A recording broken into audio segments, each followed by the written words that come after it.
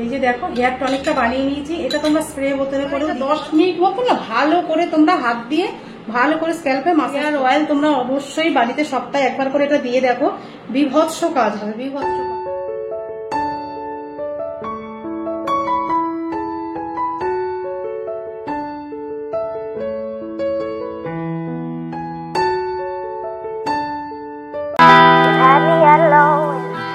Good morning friend, তোমরা সবাই কেমন আছো? আশা করি খুব ভালো আছো, সুস্থ আছো। আমরাও ভালো আছি। দেবনাথ ফ্যামিলিতে তোমাদের আরেকবার স্বাগত।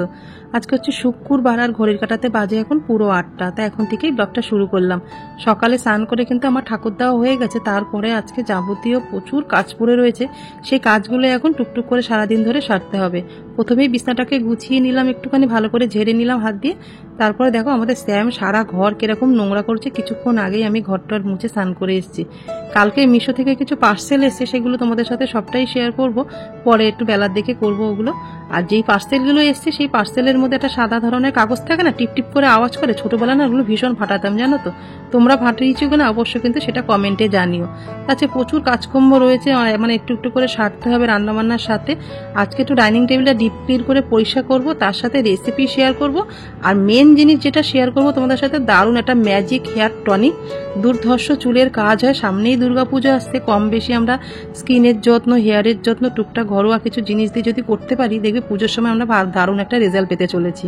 তা চলো আজকের প্রচুর কিছু শেয়ার করব, স্কিপ না করে পুরো ভিডিওটা দেখতে থাকবে। আশা করছি তোমাদের ভীষণ ভালো লাগবে। দেখো তোমাদের সাথে কথা বলতে বলতে আমি একটু চা বসিয়ে দিয়েছি নিজের জন্য। চা না খেলে না মাথা যন্ত্রণা সারবে না, জানো তো। প্রচন্ড ঠান্ডা লেগে গেছে 3-4 বার স্নান করে করে। সকালবেলা তো স্নান করার পরে যাবতীয় কাজগুলো আমাকে সারতে হয়, তারপরে রান্নাবান্নার পরে আবার ঠাকুর দিতে হয়, তারপরেও একবার স্নান হয়ে যায়, আবার বিকালে একবার স্নান হয়ে যায়। স্নান মানে গা ধুতে হয়, মাথা তো একবারই জল দিই, তারপরে গা ধুয়ে তারপর ঠাকুরটা দিতে হয়। তো দেখো সকালে যে ঠাকুর দিয়েছিলাম সেই ঠাকুরের বাসনগুলো, সেই প্রসাদগুলো নামিয়ে রেখে দিয়ে আমি একটা কৌটোর মধ্যে নকুলদানা, বাতাসা যেগুলো দিই আর কি ঠাকুরের, সেগুলো আলাদা রেখে দিয়ে বাসনটা ধুয়ে দুপুরের জন্য আমি রেডি করে গুছিয়ে রাখলাম। যাতে সেই ঠাকুরটা তো আমাকেই দিতে হবে, বাসন যদি তখন ধুতে হয় একটু সময় লেগে যাবে, সেই কাজটা একটু আমি এখনই সেরে রাখলাম। তারপরে এখন এঁটো কাটার যা কাজ আছে, ঘর পরিষ্কার আছে, সেগুলো এখন আস্তে আস্তে আমি সারবো। তা দেখো টেবিলটাকে সরিয়ে নিলাম, টেবিলটাকে পরিষ্কার করতে হবে, প্রচণ্ড ধুলো হয়েছে যেন। আর যেই টেবিল ক্লথটা পাতা ছিল না খয়েরি মতন একটু কাপড়ের, সেটার মধ্যে না কিছু যদি খাই, বিস্কিট টিস্কিট খাই না, গুঁড়ো পরে ভর্তি হয়ে থাকে, সেটা চেঞ্জ করবো। আর এইটা দেখো যেই টেবিল ক্লথ আমি হাতে করে নিয়ে যাচ্ছি, ডাইনিং টেবিলটা ওপর থেকে নিচ পর্যন্ত পুরো ডিপ ক্লিন করে পরিষ্কার করতে হবে। যেটা পাতা দেখছো না, ওর ওপরে কিন্তু প্লাস্টিক পাততে হয়। আমি প্লাস্টিক পেতেও ছিলাম, জানো তো, একটা সাদা মতন ছাপা মতন ছিল না, কিন্তু ওটা এতটাই স্লিপ কাটে, ছোট কিনে ফেলেছি, ওই জন্য ওটা পাততে পারিনি। ওটা সেদিনকে কেটে নিয়ে, দেখছো না সেই কাচের বাসনগুলো, ওইটাই কেটে 4 টুকরো করে আমি বাসন শাসনগুলো সাজিয়ে রেখেছি। তো এবার না কেনা পর্যন্ত ওটা আর পাতবো না। তা দেখো সবকিছু খালি করে নিয়ে কাজটা একটু লিকুইড দিয়ে ভালো করে ধুয়ে পরিষ্কার করে নিচ্ছি। রান্নার জন্য মাছটাও বার করে রেখেছি, আর চালটা তো ভিজিয়েই দিলাম। তো চলো তোমরা ব্লগটা দেখতে থাকো, আশা করছি তোমাদের ভালোই লাগবে।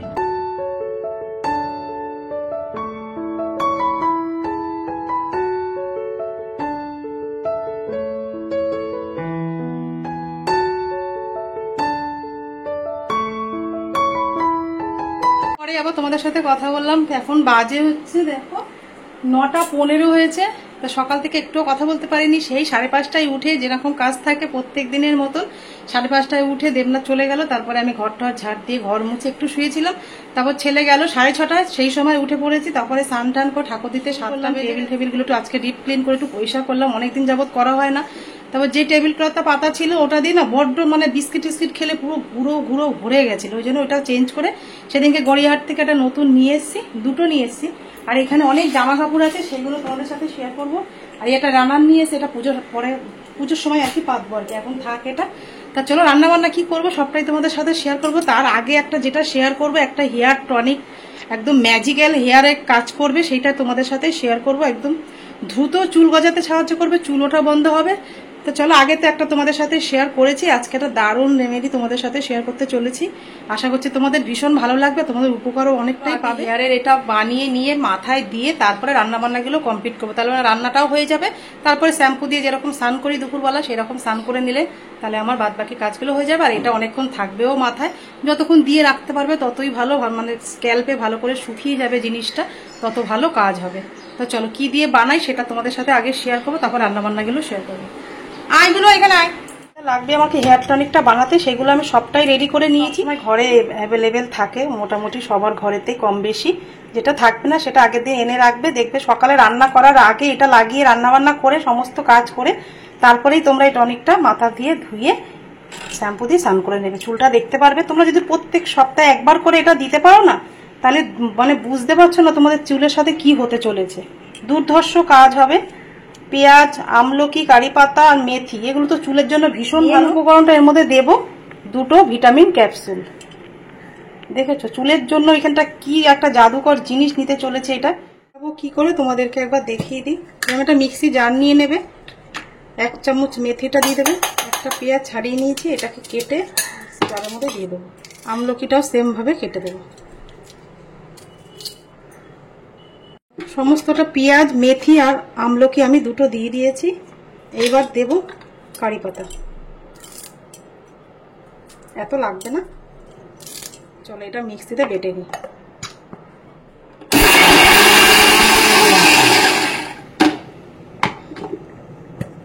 দেখো মিক্সিতে আমি পুরো পেস্ট করে নিয়েছি। এটা বাটি ছাঁকনির মধ্যে এই পেস্টটা পুরোটাই ঢেলে দেবো আমি।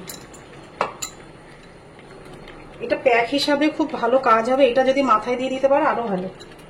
এর যে রসটা আছে সেটা আমরা ছেঁকে নিয়ে নেব। ওটা ছাঁকনি দিয়ে ছেঁকে আমি এরকম একটা রস বার করে নিয়েছি। এটা 400 2টো মতন দিয়ে দেবো। আমি এটার মধ্যে নারকেল তেলও দিচ্ছি।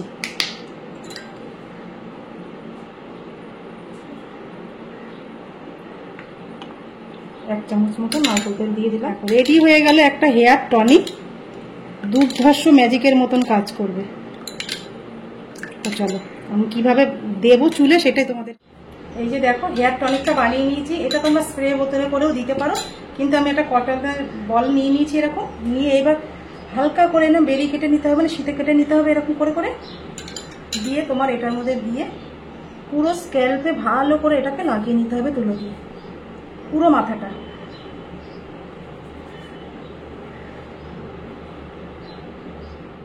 কার্যকরী একটা টনিক, তোমরা নিজেরাই চিন্তা করতে পারবে। একবার দিয়ে দেখো আমার কথা শুনে, তাহলে বুঝতে পারবে। পুজোর আগে তোমাদের হেয়ারটা কতটা মানে সুন্দর হয়ে গেছে। চুল ওঠার সমস্যা থেকে আমরা কোনোদিনই মেয়েরা মুক্তি পাই না। সব সময় 12 মাসে আমাদের চুল উঠতে থাকে। এটা যদি 12 মাসই সপ্তাহে একবার করে তোমরা এটা দিতে পারো, চুলটা অনেকটাই ভালো থাকবে। আর আমলকি খাওয়াও যেরকম উপকার, লাগানো মাথায় সেরকমই উপকার। আমি তো সকালে করে এটা আমলকির রস করে খাওয়া শুরু করে দিয়েছি। আজকে 1 সপ্তাহ হয়ে গেছে আমলকির রসটা করে করে খাচ্ছি সকালবেলা করে। একদিন খেয়েছিলাম, যেটা খাচ্ছি সেটা তোমাদের সাথে একদিন শেয়ার করে দেবো আমি যেভাবে খাই। তো চলো এটা পুরো স্ক্যাল্পে আমি এটা লাগিয়ে নিই। মিনিট মতো না ভালো করে তোমরা হাত দিয়ে ভালো করে স্ক্যাল্পে মাসাজ করতে হবে। মাসাজটা যত ভালো করবে না, ব্লাড সার্কুলেশনটা খুব ভালো হবে। আর তোমার চুলের গোড়ায় গোড়ায় সব যেটা দিয়েছো টনিকটা পুরো ভালো মাথায় বসে যাবে, দেখবে ভীষণ কাজ হবে। খুব ভালো করে 10 মিনিট মতন আঙ্গুল ভেতরে দিয়ে হালকা হালকা করে প্রেস করে ভালো করে মাসাজ করতে হবে ভেতরে দিয়ে। এইভাবে যত ভালো মাসাজ করতে পারবে তত চুলের গোড়ায়গুলো ওই বসে যাবে। তারপরে শ্যাম্পু দিয়ে স্নান করে নেবে। এই সময়টা দিলে কি বলতো, আমার রান্নাটাও হয়ে যাবে আর এটা আমার ভালো মতো মাথায় শুকিয়েও যাবে। ওই জন্য আমি ঠিক এই সময়টায় সবকিছু ব্যবহার করি। সকালবেলা আমার কিছুই হয় না এই সময়টা রান্না। হেয়ার অয়েল তোমরা অবশ্যই বাড়িতে সপ্তাহে একবার করে এটা দিয়ে দেখো, বিভৎস কাজ হবে। বিভৎস দ্রুত লম্বা হবে, চুলের গোড়া শক্ত হবে, চুল ওঠা বন্ধ হবে, সবকিছু কাজ হবে এইটা একটা হেয়ার টনিকে। দেখতেই পেলে একদম ঘরে থাকা কিছু উপকরণ দিয়ে আমি খুব সহজে এটা বানিয়ে ফেললাম। তো দেখো সকালবেলা ব্রেকফাস্ট নিয়ে চলে এসেছি। এই যে নিয়েছি হচ্ছে মুসলি, আর এর মধ্যে দিয়ে দেবো একটু জিয়া সিড ভিজিয়ে রেখেছি, সেটা দিয়ে দেবো একটু দুধ দিয়ে, আর দেবো 2 চামচ মতন জিয়া সিড। ব্যাস রেডি হয়ে গেল আমার সকালে একদম তাড়াতাড়ি ব্রেকফাস্ট। খেতে গেলে এইরকমই খেতে হবে। এখন সময় নেই নিজের জন্য কিছু করার। দুপুরে রান্না কি হবে, আলু পোস্ত আর বাদাম দিয়ে করব হচ্ছে লাল শাক। আর হচ্ছে এইটা হচ্ছে মেন একটা রেসিপি তোমাদের সাথে শেয়ার করব। এটা হচ্ছে লাউ পাতায় চিংড়ি মাছ। গিয়েই দেখো আমার হাত কেটে গেল, কি অবস্থা আজকে। অনেকটা শাক তো কাল রাতেই সব রেডি করে রেখেছিলাম, কেটে ধুয়ে মানে ছাড়িয়ে রেখেছিলাম, ধুইনি, মানে সব ছাড়িয়ে পরিষ্কার করে রেখেছিলাম। এতগুলো করবো না, এই 1 থালা নিয়ে নিয়েছি, ব্যাস এইটুকু রান্না করবো। আর এইদিকে দেখো আমার ভাত ডাল সমস্তটাই হয়ে গেছে। বসিয়ে দিয়েছি, কড়াইয়ের মধ্যে দেবো সর্ষের তেল। তেলটা গরম হয়ে গেছে। তেলের মধ্যে এই যে ডুমো ডুমো করে আলু কেটে রেখেছি, এই আলুটা আমি ভেজে নেবো আগে। আলুটা দিয়ে ভাজা হচ্ছে, আলুর মধ্যে আমি একসাথে বাদামটাকেও ভেজে নেব। এর মধ্যে অল্প একটু নুন দিয়ে দেবো। আলুটাকে ভেজে তুলে নিয়ে তারপরে শাকটা ভাজা মানে বসাবো, নাইলে না আলুটা শুধু একসাথে শাকের সাথে দিন আর আলুগুলো গলে যাবে একদম। চলো এই আলুটা পুরো ভেজে নিই। তারপর আলুগুলো ভাজা হয়ে গেছে, এবার আলুগুলো তুলে নেবো।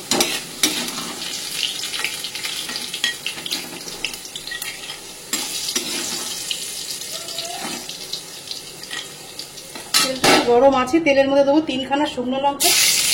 আর আমার কাছে এখন এই মুহূর্তে কালো জিরে নেই, তাই জন্য দেখো পাঁচফোড়ন থেকে মৌরি মেথিটা বেছে নিয়ে রাঁধুনি আর কালো জিরেটা দিয়ে দিলাম। মধ্যে অল্প করে একটুখানি পোস্ত দিয়ে দেবো, আর পোস্ত দেওয়ার সাথে সাথে শাকটাকে দিয়ে দেবো। শাকগুলোকে দিয়ে ভালো করে নাড়াচাড়া করে এর মধ্যে হলুদ আর নুন মিশিয়ে দেবো। স্বাদ মতো নুন দিয়ে দিলাম, একটু হলুদ। এবার শাকটা ঢেকে দেবো, শাকটা থেকে যা জল বেরোবে তাতেই শাকটা সেদ্ধ হয়ে যাবে। বাদামটা যেটা ভেজে রেখেছিলাম সেটাকে দিয়ে দেবো।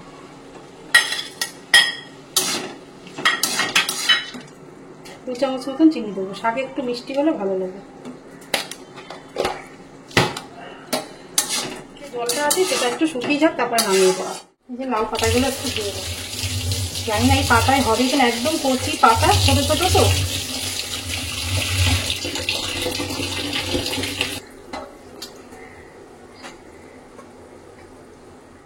দেখো শিলনোড়া বার করে নিয়েছি, শিলের মধ্যে একটু মশলা বেটে পাতুরি বানাতে বেশি ভালো লাগে।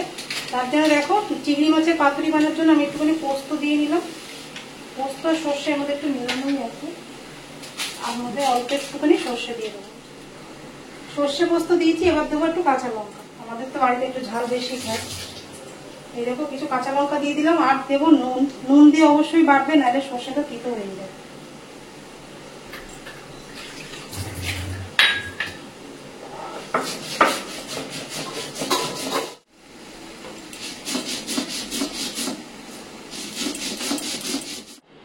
লাউ পাতা নিয়ে নিয়েছি, আর এই যে চিংড়ি মাছ, চিংড়ি মাছটাকে ধুয়ে রাখা আছে, আর কিছু করিনি এটার মধ্যে। এবার এর মধ্যে কি কি দেবো, সর্ষে পোস্ত কাঁচা লঙ্কা এটা দিয়ে দেবো, কিছু হলুদ দিয়ে দেবো, হলুদ দিয়েছি, আর সর্ষে পোস্ত কাঁচা লঙ্কা বাটা দিয়ে দেবো, অল্প করে স্বাদ মতো নুন, একটুখানি দেবো গুঁড়ো লঙ্কা, যাতে কালারটা একটু ভালো আসে সেটা দেবো। সর্ষের তেল দিয়ে এবার ভালো করে হাত দিয়ে এটাকে মাখবো। নারকেল ছিল, কিন্তু নারকেল আমাদের ঘরে কেউ একটা মাছে পছন্দ করে না, ওই জন্য আমি নারকেলটা দিলাম না। আমরা থালা নিয়ে নিয়েছি, লাউ পাতাগুলো নিয়ে আরেকটু সর্ষের তেল দিয়েছি, সর্ষের তেল একটু বেশি করে দিলে বেশি ভালো লাগবে। এবার দেখো পাতাগুলো আমি একটা একটা করে সাজিয়ে নেবো। পাতাগুলো খুব একটা বড় না, একটু বড় হলে লাগে, একটার পরে একটা দিয়ে, তাহলে নিচ থেকে মশাটা বেরিয়ে যাবে না, ফাটা থাকতে পারে না। পাতাগুলো দেখছো না বেশিরভাগ ফাটা রয়েছে, একটু বেশি করে। ব্যাস, এবার মাঝখানে দিয়ে দেবো। এই দেখো মাঝখানে লাউ পাতাগুলো 4টে পাতা নিয়েছি আমি, লাউ পাতা 2টো লম্বা করে দিয়েছি, 2টো এই পাশে দিয়ে নিয়েছি, তাহলে নিচ থেকে আর বেরিয়ে যাবে না। এরকম করে একটাতে সাজিয়ে নেবো। আগে 2টো পাতাতে আমি 2 জায়গায় করবো, একবারে হবে না, এখানে পাতাটা ছোট তো। ব্যাস এইভাবে সাজিয়ে নিলাম। উপর থেকে দেবো একটা কাঁচা লঙ্কা, সামান্য একটু তেল। কেমন লাগছে দেখে, কি দারুণ লাগছে না দেখতে, এটা মানে এটাই খেতে ইচ্ছা করছে।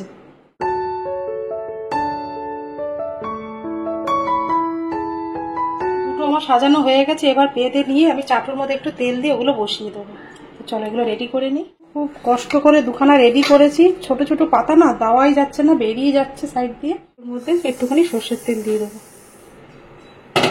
চাটুর মধ্যে দিলে না দুটো ভালো মতন হয়ে যাবে, কড়াইতে দিলে হবে না।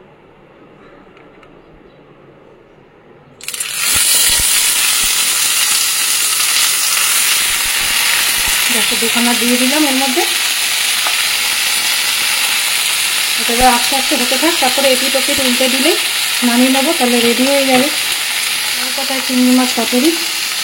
এটা ঢেকে দেবো না, ঢেকে দিলে না ওপর থেকে জল বেরিয়ে পাতাগুলো মরে যাবে, ওই জন্য ঢাকবো না।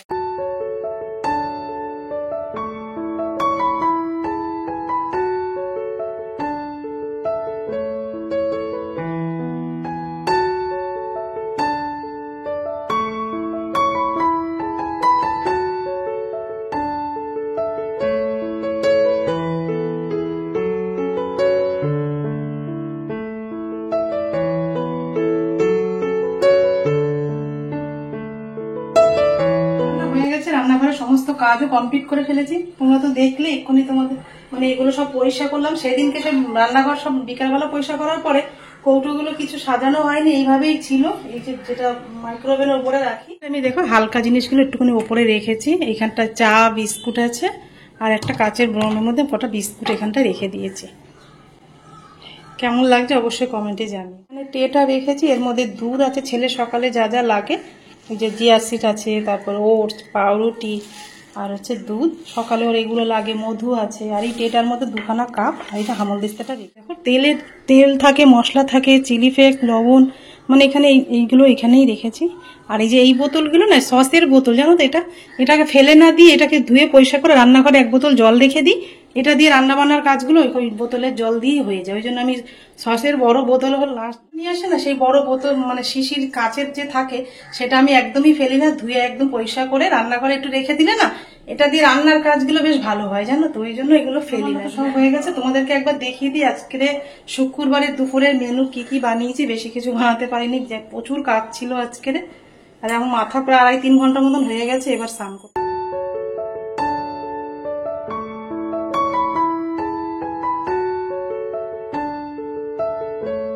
আজকে শুক্রবারের মেনু হচ্ছে দুপুরবেলা এই যে আলু, বাদাম আর পোস্ত দিয়ে লাল শাক ভাজা, আর 5 ফোড়ন ধনেপাতা দিয়ে একটু মুসুরির ডাল করেছি পাতলা করে, আর হচ্ছে এটা লাউ পাতায় চিংড়ি পাতুরি। আর ভাত তো এখানে হয়েছে। ভুলিনি জানি, এই পাতাটা তো সমেতই খাওয়া যাবে, এটা তো কোনো চাপ নেই, যে কলা পাতা না যে ফেলে দিতে হবে। এইটা সমেত মেখে নিয়ে খেতে ভীষণ ভালো লাগে গরম ভাতে। চলো খাওয়ার সময় তোমাদের সাথে আবার কথা হচ্ছে।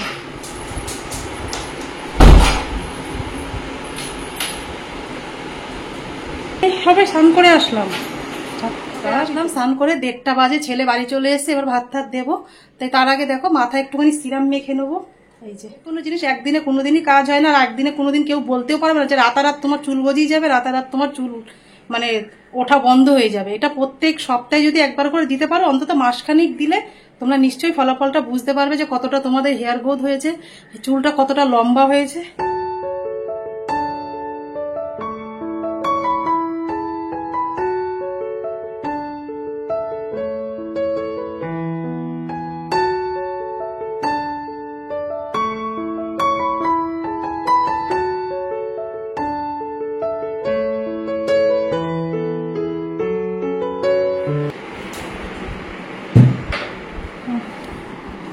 খেয়ে দেখতো লাল শাকটা, শাক মা খেতে চায় না কিছু। কি বাদাম দিয়ে করেছো? বাদাম আছে, আলু আছে, পোস্ত আছে, আর এই যে স্পেশাল লাউ পাতায় চিংড়ি পাতুরি। বাবু এটা কিন্তু খাবি, এই যে এই লাউ পাতাটা। কেমন লাগছে শাকটা?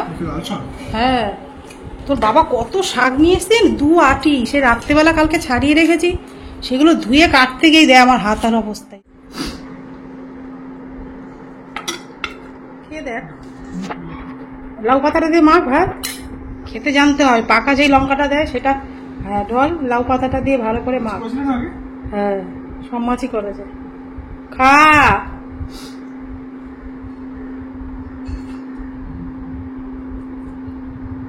ভালো লাগছে? দেরি করো না, তুমি কটা বাজে দেখো, 2:30-3টে বাজে, ভাতটা খাবো কখন? তো খাওয়া হবে না ওর। তো দেখো অনেকটাই বেলা হয়ে গেছে, দুজনে খেতে বসে পড়েছি। ছেলেরা স্যামের তো আগেই খাওয়া হয়ে গেছে। আর ঢোকার সাথে সাথে দেবনাথবাবু আজকে আমার কাছে একটু বকা খেলো দেরি করে আসাতে। বাড়ির কাছে চলেই এসেছিল যেন, ছেলে আবার ফোন করে বললো বাবা বার্গার খাবো। সেই জন্য দেবনাথবাবু আবার বাঘাযতীর মোড়ে মেয়ে মোড় থেকে গিয়ে ছেলের জন্য বার্গার নিয়ে এসছে। লম্বা চওড়াতেই বড় হয়েছে, বুদ্ধিতে আর বয়সে একটুও বড় হয়নি, সেই ছোটবেলার মতনই আছে জানো তো। এখনো খিদে পেলে বাবাকে ফোন করে খাবার আনতে বলে। তা আজকে সকাল থেকে যে দুপুর পর্যন্ত ব্লগটা এই পর্যন্তই রাখলাম। যদি তোমাদের কিছু ভালো লাগে লাইক কমেন্ট শেয়ার করো, আমার চ্যানেল নতুন হলে অবশ্যই সাবস্ক্রাইব করো।